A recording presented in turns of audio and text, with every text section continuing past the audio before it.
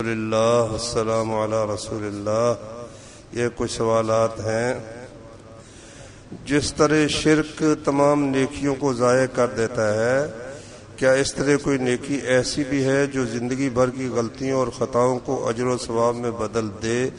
قرآن و حدیث سے وضاحت فرمائیں۔ ہاں بھائی، ہے نیکی۔ اللہ تعالیٰ نے سب گناہوں کا ذکر کر کے تو پھر فرمائے الا من تاب وآمن وعمل عملا صالحا، مگر جو شخص یہ سب گناہ کرنے کے بعد توبہ کرے، ایمان لے آئے اور پھر عمل صالح کرے تو اولئک یبدل اللہ سیئاتہم حسنات، تو اللہ ان کی برائیوں کو نیکیوں میں بدل دیتا ہے۔ حج کی کون سی قسم افضل ہے؟ حج کی ایک تو حج مفرد یا افراد ہے، صرف حج کرنا، اور ایک حج تمتع ہے کہ یہاں سے صرف عمرے کا احرام باندھ کر جائے اور عمرہ ادا کر کے احرام کھول دے، پھر 8 ذو الحجہ کو نئے سرے سے حج کا احرام باندھ کر کرے۔ اس کو تمتع کہتے ہیں۔ اس میں قربانی فرض ہوتی ہے۔ تو ایک یہ ہے، اور ایک حج قران ہے۔ قران کا مطلب یہ حج عمرے دونوں کا اکٹھا احرام باندھے اور قربانی کا جانور ساتھ لے کر جائے، پھر وہ قران کر سکتا ہے۔ تو نبی صلی اللہ علیہ وسلم نے قران کیا تھا کیونکہ آپ قربانی کا جانور لے کر آئے تھے۔ دوسرے صحابہ جو قربانی کے جانور نہیں لائے تھے، خواہ ان کا حج کا احرام تھا یا عمرے کا، نبی صلی اللہ علیہ وسلم نے فرمایا کہ تم سب کے سب عمرہ ادا کرو، حج کا احرام چھوڑ دو، عمرہ ادا کر کے احرام کھول دو، اور بے شک بیویوں کے پاس بھی جاؤ، حج کے لیے نئے سرے سے احرام باندھو۔ تو صحابہ کرام کو اس میں کچھ تردد ہوا۔ آپ نے فرمایا اگر مجھے پہلے علم ہوتا جو مجھے بعد میں پتہ چلا تو میں بھی قربانی کا جانور لے کر نہ آتا اور میں بھی عمرہ کر کے احرام کھول دیتا۔ اب اس وجہ سے علماء میں اختلاف ہے، کیونکہ نبی صلی اللہ علیہ وسلم نے قران کیا تھا۔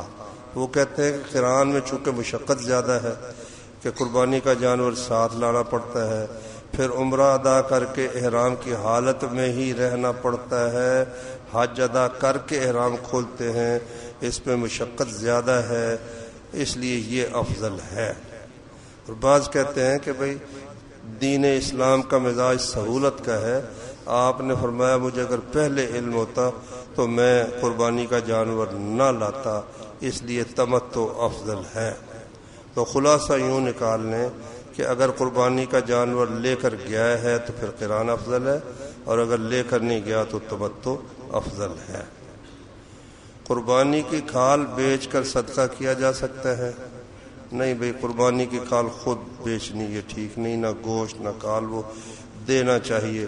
وہ جس کو دیا ہے وہ بے شک بیچ لے یا جو مرضی کرے۔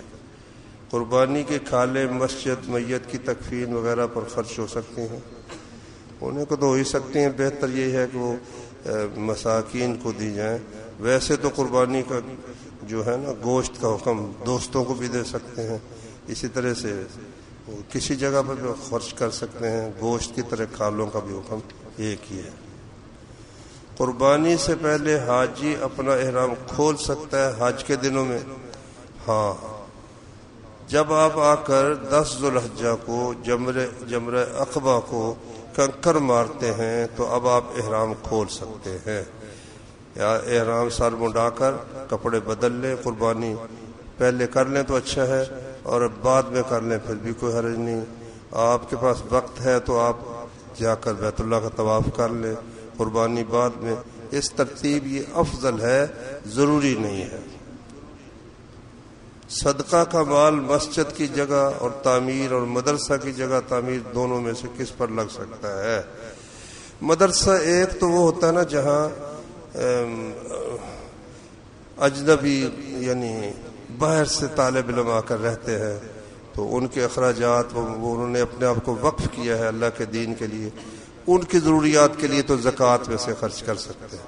لیکن مقامی مدرسہ جو ہے اس میں تو سب مالدار لوگوں کے لڑکے پڑھتے ہیں، اس لیے اس پر تو ویسے زکوٰۃ کے علاوہ جو دوسرا مال ہے اس کو صدقہ آپ کہہ سکتے ہیں تو وہ لگ سکتا ہے.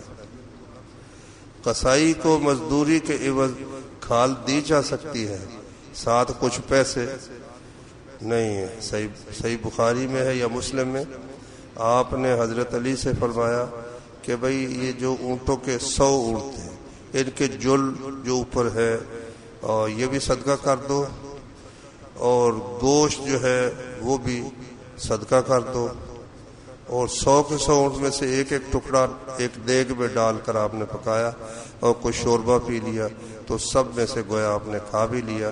اور فرمایا کہ قصائی کو ہم اپنے پاس سے مزدوری دیں گے، مزدوری میں گوشت نہیں دینا. نماز کے بعد تکبیرات عید کے دنوں میں کس دن تک تکبیرات پڑھنی ضروری ہیں؟ ہر نماز کے بعد کتنی دفعہ؟ کتنی والی کوئی نہیں، جتنی اللہ توفیق دے. صرف نمازوں کے بعد ہی نہیں، آگے پیچھے گھر میں بھی، بازار میں بھی، بستر پر سوتے وقت بھی، مسجد میں بھی، ہر جگہ کہنی چاہیے.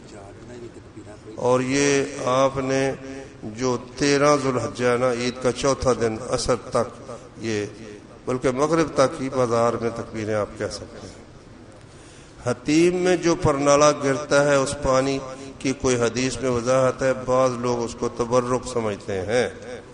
نہیں بھی، وہ تو جو چھت کا گند ہوتا ہے، بیٹیں ہوتی ہیں، تو بس اللہ تعالیٰ رحم کرے مسلمانوں پر.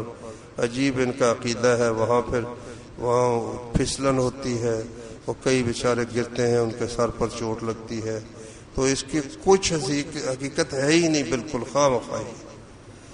جس شخص نے قربانی نہیں کرنی، کیا اس پر ان 10 دنوں کی پابندی عائد ہوگی؟ نہیں. جو شخص فرمایا ارادہ کرے کہ قربانی کرے، وہ پھر اپنے بالوں اور ناخنوں میں سے کوئی چیز نہ اتروائے قربانی کرنے تک. یہ پہلے بیان ہو گئی. قرآن میں قربانی کے جانوروں کا ذکر آیا ہے. قرآن میں قربانی کے جانوروں کا ذکر آیا ہے. وہ کون سے اور کتنی قسم کے ہیں؟ وہ اللہ نے فرمایا بہیمت الانعام جو ہے نا، وہ آپ کر سکتے ہیں پالتو چوپائے. تو جو پالتو چوپائے وہ آپ کر سکتے ہیں. ویسے اللہ نے ایک جگہ قربانی کے ذکر میں نہیں، ویسے اپنا انعام ذکر کیا ہے کہ ہم نے تمہیں یہ چوپائے عطا کیے ہیں. ان میں بھیڑ اور بکری اور گائے اور اونٹ، نر اور مادہ، یہ 8 ذکر فرمائے. اگر کوئی شخص قربانی کا ارادہ رکھتا ہو اور اس کے ہاتھ یا پاؤں میں سے کوئی ناخن ٹوٹ کر لٹک جائے، تکلیف دے، تو کیا اس کو اتار دینا جائز ہے؟ ہاں، یہ جائز ہے. یہ تو احرام کی حالت میں اگر ایسی صورت ہو تو وہ جائز ہے. سبحانك اللهم وبحمدك أشهد أن لا إله إلا أنت أستغفرك وأتوب إليك.